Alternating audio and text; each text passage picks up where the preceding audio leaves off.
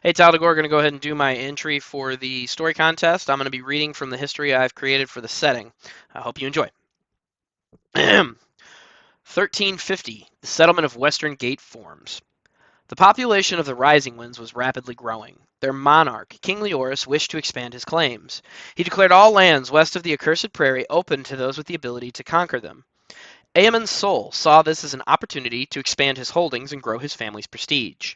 He sold his estate in the capital, as well as his lands, investing in a small military force. In a few months' time, the force was able to secure a sizable enough piece of land that they could bring in civilians to live there. The settlement of Western Gate was formed. Initially, there were many struggles, but after some of the local monsters that roamed the lands were quelled, the Lord was able to carve out a good existence for his people. 1360, a decade of peace. Western Gate grew over the next decade, its people becoming comfortable and having families. Word had spread of the vast holdings that Lord Aemon held and his generously low tax rate to his people for utilizing the land and resources. The population of the small town boomed into a sizable city over this decade. Aemon's wealth grew as his people traded with the closest towns and villages. Aemon himself had more resources than he would be able to store or utilize, and began selling the extra to the Rising Winds merchants. When it became obvious to him that the bounty of his lands would be very lucrative, he began to invest in explorations to find further settlements south. Discovery of a new land, the First Orc Wars, and the construction of Barad Dor, 1370. In the effect, sorry, In the effort to seek new trade agreements, Aemon sends scouts to the south. It isn't long before the Knoblands is discovered, a fortified style of town originally settled by scouts seeking refuge from the hordes that existed near it. Agreements are made, and a road is mutually constructed between Western Gate and Knoblands. In the summer of 1378, a host of orcs descended upon the settlement with the intent to destroy it. Luckily, news of the orcs' hordes movement had already come in from the well-trained scouts of the Knoblands. Aid was called for from the people of Western Gate. Aemon and his men rode swiftly to their allies, who were able to reach and reinforce the city before the horde had arrived. When the horde attacked, they suffered a large number of casualties. The siege would only last a few weeks. As time went on, the leaders inside of the orc camp broke peace between themselves, and infighting broke out. Seizing the opportunity, the Knoblanders and their allies charged into the ranks of the orcs, causing them to break camp and flee back into the woods. While some small skirmishes would break out over the following few days, this largely was considered the end of the First Orc War. Despite their victory, the Knoblands agreed that a fallback point would prove useful in the event that the Horde ever united again to attack their people. Aemon agreed, and a treaty was drafted to mutually fund, build, and use the fortress of Barad Dor. This fortress would not be completed until the fall of 1384. 1380, a decade of war with the Orc. The cities of Western Gate and the Knoblands continued to thrive. The protection that they offered citizens appealed to many that were seeking a future outside of the realms of the Rising Winds monarch and his direct dukes. Several of the children of the first citizens to settle Western Gate were entering adulthood and starting their own families. Lord Aemon became ill and decided to abdicate his position in the winter of 1382. His mind was clouded and he often felt physically weak. His only daughter, Darya Sol, assumed her father's mantle, ruling the city in his stead. Darya believed strongly in the beneficial relationship between the Knoblands and Western Gate, and dedicated a good portion of funds and resources into finishing Barad Dor. She also believed in the power of having a strong military presence, and started the first conscription and militia training program in her city. While citizens protested that the age she was starting training, Darya was able to create the training that would benefit her people for years to come still. When the fortress of Barad Dor was completed, Darya utilized it as a training ground for her military. The Knoblands called for aid in the summer of 1385 after numerous orc raids were leaving their forces sparse. Many of their fighting populace had been injured or killed. Darya did not hesitate to send forces to her allies in their time of need. The decision to rehouse some of her military in the lands of her ally after the request gave them a chance when an orc band formed again in the local barrens. They came to attack the city in force.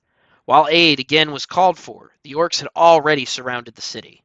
The initial siege lasted several hours and left the outer walls of the city heavily damaged. The townsfolk not capable of fighting were organized, and a force was led to clear a path for them to flee to the fortress of Barad Dor. Most of the civilians were able to escape with this. The brutal orcs continued to siege the people's city behind them, however, burning their farmlands and destroying the fall harvest. When Daria's full military force arrived, it took them only a day to break the Orc camps up and force them to retreat away from the city. The damage had been done to the Nobland's people and economy, though. Unwilling to see her allies perish, Daria sent her extra food and supplies southward for the year instead of taking them to market as she had in the past. Her newest troops may not be outfitted with as good of or great of gear the following years as a result, but it was a cost she was willing to pay. Daria left a quarter of her forces in the Noblands, where they were welcomed as new members of the populace. They aided in the efforts to repair the damaged city and keep it protected from further skirmishes. The ending of the decade saw few Orc raids worthy of being mentioned. 1390. Riverstone is formed. The Kingdom of Emerald Hills is displeased.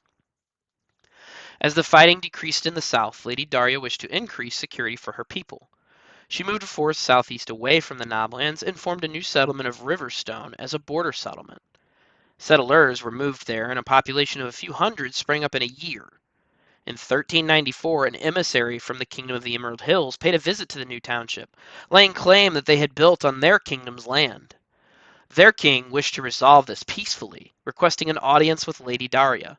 Lady Daria agreed to speak with the king's envoy as long as it was in her own lands. After a few days of heated discussion and argument, Daria begrudgingly accepted a trade agreement in the favor of the king as a form of tithe to use the land. While she did not like the concessions she had made, Daria did not feel she had the military strength to go to war with an entire kingdom. 1400, the breaking of the treaty, the fall of Riverstone, and the founding of Avalon. The city of Western Gate had almost doubled in population and size by the year 1400, from when it was first formed.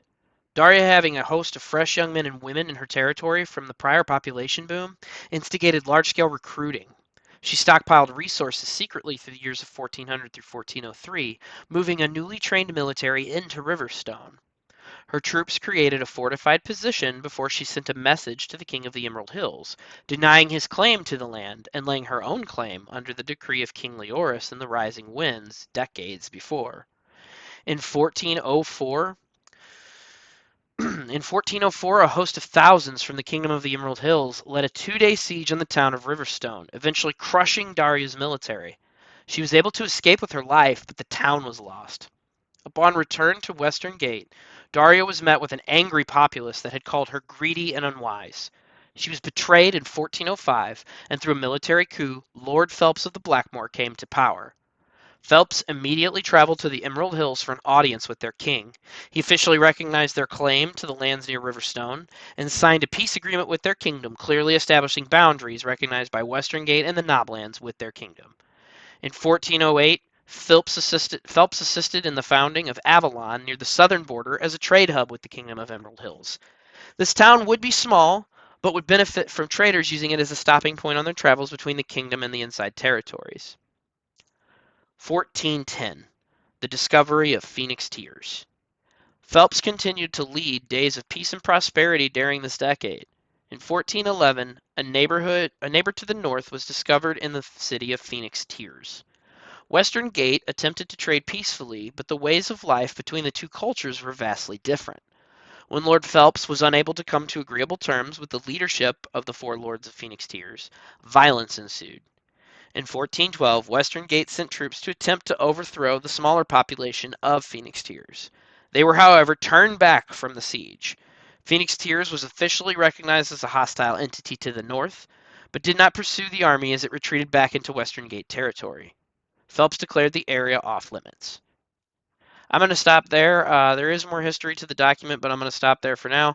If you want to hear more, the document is posted. I'll probably do another reading at another time. Thanks, guys.